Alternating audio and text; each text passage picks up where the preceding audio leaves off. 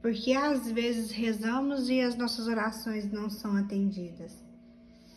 É de estranhar que, tendo-se Jesus Cristo tantas vezes e tão solenemente prometido deferir todos os nossos rogos, a maior parte dos cristãos se queixe todos os dias de não serem atendidos. Porque afinal não podemos atribuir à esterilidade das nossas preces a natureza dos bens que pedimos, dado que ele nada executou nas suas promessas. Tudo que pedirdes na oração, crede que haveis de conseguir, que o obtereis. Marcos 11, 24. Não se deve atribuir esta esterilidade à indignidade daqueles que pedem, visto que ele prometeu sem exceção a toda sorte de pessoas. Todo aquele que pede, recebe. Lucas 11, 10. Donde pode vir então que tantas orações sejam rejeitadas? Não seria talvez que, como a maioria dos homens são igualmente insaciáveis e impacientes em seus desejos, fazem pedidos tão excessivos ou tão prementes que cansam, irritam o Senhor, ou pela sua indiscrição, ou pela sua importunação? Não, senhores, não. Eu creio que a única razão pela qual nós obtemos tão pouco de Deus é que lhe pedimos pouco demais e com demasiado pouca instância. Jesus Cristo é verdade, nos prometeu da parte de seu Pai conceder-nos tudo e, consequentemente, as mais pequenas coisas, mas nos prescreveu uma ordem a observar em tudo quanto pedirmos, e sem a observância dessa regra, inutilmente esperamos obter o que quer que seja. Disse-nos ele por São Mateus: buscai primeiro o reino de Deus e a sua justiça, e tudo mais vos será dado de quebra. Mateus 6:33. Não vos é proibido almejar riquezas e tudo o que é necessário à manutenção e mesmo à doçura da vida. Cumpre, porém, almejar esses bens na sua categoria, e se quereis que a esse respeito os vossos desejos sejam infalivelmente cumpridos, pedi primeiro as coisas mais urgentes, a fim de que, vô-las concedendo, eu lhes ajunte ainda as menores.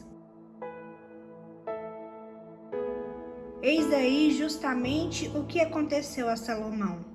Tendo-lhe Deus dado a liberdade de pedir tudo o que quisesse, suplicou-lhe ele que lhe concedesse a sabedoria de que havia necessária para se desobrigar santamente dos deveres da realeza.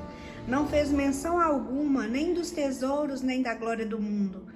Julgou que Deus lhe fazia uma oferta tão vantajosa que ele devia aproveitá-la para obter bens mais consideráveis. A sua prudência mereceu-lhe logo aquilo que ele não pedia. Concedo-vos de bom grado essa sabedoria, mas não deixarei de vos cumular de anos de honras, de riquezas, porque nada pedistes de tudo isso. 2 Coríntios 1, 11, 12. Portanto, se essa é a ordem que Deus observa na distribuição de suas graças, não nos devemos admirar de que até aqui tenhamos orado sem êxito. Confesso-vos, senhores, que sou frequentemente tocado de compaixão quando vejo o afã de certas pessoas que distribuem esmolas, que prometem peregrinações, que interessam até os ministros dos altares para êxito de suas empresas temporais. Homens cegos, digo comigo mesmo, quanto receio que rezeis e façais rezar em vão. Cumpria fazerdes essas oferendas, prometerdes esses jejuns, essas peregrinações, para obterdes a paciência cristã, o desprezo do mundo, o desapego das criaturas. Depois das primeiras diligências de um zelo regulado, poderias fazer preces pela volta de vossa saúde e pelo adiantamento dos vossos negócios. Deus escutaria as vossas orações, ou antes as preveniria, e se contentaria com conhecer os vossos desejos para cumpri-los.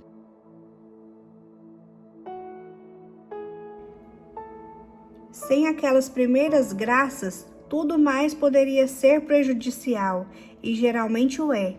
Eis aí porque nolas recusam. Nós murmuramos, nós acusamos o céu de dureza, de pouca fidelidade às suas promessas. Mas o nosso Deus é um Pai cheio de bondade, que prefere aturar as nossas queixas e as nossas murmurações a acalmá-las por presentes que nos seriam funestos. O que eu disse dos bens, digo ainda dos males de que desejaríamos ser livrados. Dirá alguém: eu não suspiro por uma grande riqueza, contentar-me-ia com sair dessa extrema indigência a que as minhas desventuras me reduziram. Deixo a glória e a alta reputação aos que são famintos dela. Eu quisera somente evitar o opróbrio a que me lançam as calúnias dos meus inimigos. Enfim, dispenso os prazeres, mas sofro as dores que já não posso mais suportar. Há muito tempo que rezo, peço com insistência ao Senhor, seja servido amenizá-las. Mas o acho inexorável. Cristãos ouvintes, não me surpreendo. Tendes males secretos bem mais consideráveis do que os males de que vos queixais. Males, não obstante, de que não pedis serdes livrados. Se para obtê-lo tivesses feito a metade das orações que haveis feito para serdes curado dos males exteriores, há muito que Deus vos teria livrado de uns e de outros. A pobreza vos serve para manter na humildade o vosso espírito naturalmente orgulhoso. O apego extremamente que tendes ao mundo torna-vos necessárias essas maledicências que vos afligem. As moléstias são em vós como um dique contra o pendor que tendes para o prazer. Quanto a essa inclinação que vos arrastaria a 1000 desgraças, não seria amar-vos, seria odiar-vos cruelmente, descarregar-vos dessas cruzes, antes de vos dar as virtudes que não tendes. Se o Senhor visse em vós algum empenho por essas virtudes, vô-la concederia sem demora, e não seria necessário pedir o resto. Vedes, pois, senhores, que por não pedirmos bastante, nada recebemos, porque Deus não saberia conceder-nos pouco, não saberia limitar a sua liberdade a pequenos objetos sem prejudicar a nós mesmos. Rogo-vos observardes, cristãos ouvintes, que eu não digo que não se possa, sem ofender a Deus, pedir prosperidades temporais, pedir sermos livrados das cruzes debaixo das quais gememos. Sei que para retificar as preces pelas quais se solicitam essas sortes de graças, basta pedi-las à condição de que não sejam contrárias nem à glória de Deus, nem à nossa própria salvação. Mas como é difícil que seja glorioso para Deus vos ouvir, ou útil para vós serdes ouvidos, se não aspirais os maiores dons. Digo que, enquanto vos contentardes com pouco, correreis risco de não obterdes nada. Quereis que vos dê um bom método para pedirdes a felicidade, mesmo temporal, método capaz de forçar a Deus a vos ouvir? Dizei-lhe de todo o vosso coração: meu Deus, ou dai-me tantas riquezas que o meu coração fique satisfeito, ou inspirai-me desprezo delas, tamanho que eu não as deseje mais. Ou livrai-me da pobreza, ou me tornai-a tão amável que eu a prefira a todos os tesouros da terra. Ou fazei cessar essas dores, ou o que vos seria mais glorioso, fazei que elas se convertam em delícias para mim, e que, longe de me afligirem e me perturbarem a paz da minha alma, se tornem para ela a fonte de alegria mais doce.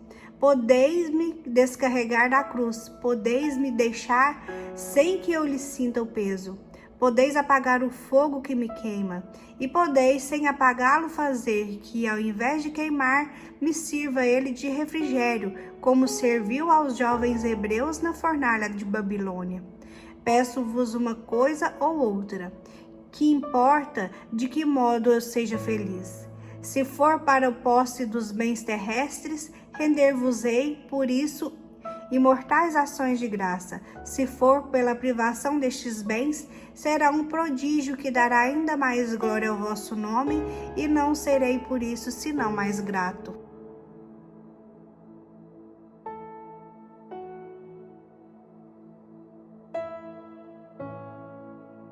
De feito, senhores, a conversão de Agostinho só foi concedida a Santa Mônica ao cabo de 16 anos de lágrimas, mas também foi uma conversão inteira, uma conversão incomparavelmente mais perfeita do que ela havia pedido.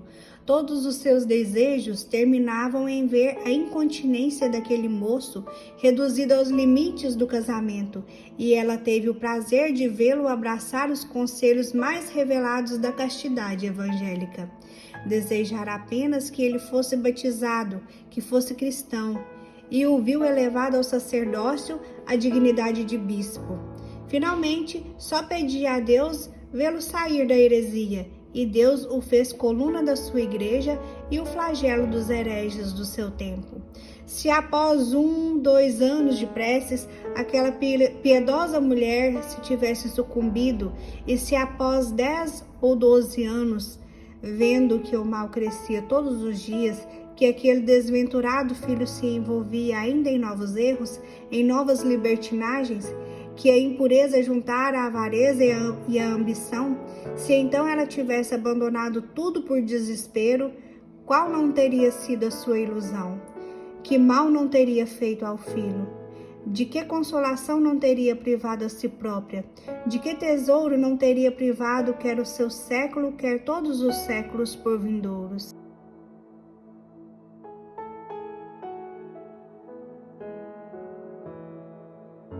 Termino e, terminando, dirijo-me a essas pessoas que vejo curvadas ao pé dos altares para conseguirem essas preciosas graças que Deus tem tanta complacência em nos ver pedir.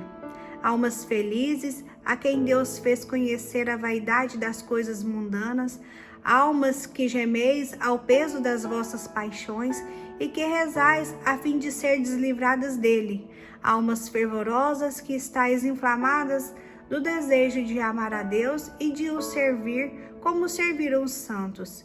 E vós que solicitais a conversão daquele marido, daquela pessoa que vos é tão cara, em nome de Deus, não vos canseis de pedir. Sede constantes, sede infatigáveis nas vossas rogações. Se vos recusarem hoje, amanhã alcançareis tudo. Se não conseguis nada este ano, no próximo ano vos será propício. Não penseis, no entanto, que a vossa pena seja perdida. Todos os vossos suspiros vos são contados. Recebereis em proporção do tempo que tiveres empregado em pedir. Juntam-vos um tesouro que acumulará de repente, que ultrapassará todos os vossos desejos.